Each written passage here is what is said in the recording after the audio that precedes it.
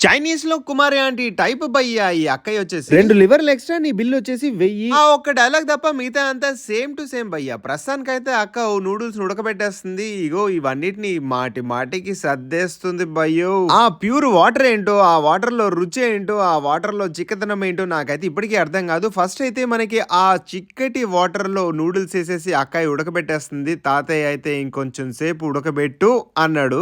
తర్వాత ఏముంది, సేమ్ మన కుమారి ఆంటీ టైపే. చికెన్ కావాలన్నా మటన్ కావాలన్నా అని అడగదు గానీ పంది మాంసం కావాలన్నా బీఫ్ కావాలా అని చెప్పేసి అడిగేసి ఆ చిప్ప మొత్తం నింపేస్తుంది భయ్యో. నీట్నెస్ ముఖ్యం బిగులు అని చెప్పేసి ఎప్పటికప్పుడు తుడిసేసుకుంటూ మెయింటైన్ చేసేస్తుంది భయ్య. మనకైతే ఇప్పుడు 2 మినిట్స్ ఉడకబెట్టేసిన నూడిల్స్ అయితే రెడీ అయిపోయింది. కింద లేయర్ లో మంచిగా మీటు గట్రా వేసింది కదా, పైన కొంచెం నూడిల్స్ వేసేసి దాని మీద మళ్ళీ ఆ పులుసు వేస్తుంది అనమాట. పులుసు వేసిన తర్వాత తాతకి ఇచ్చేసి ఏలే తుమారా కానా అని చెప్పేసి ఇచ్చేసింది. ఇంతకీ కుమరి ఆంటీ షాప్ తెరుచుకుందా లేదా కమెంట్ చేయండి. దాని తర్వాత తాత అయితే ఇప్పుడు ఎంజాయ్ చేసేస్తున్నాడు. మీరైతే సబ్స్క్రైబ్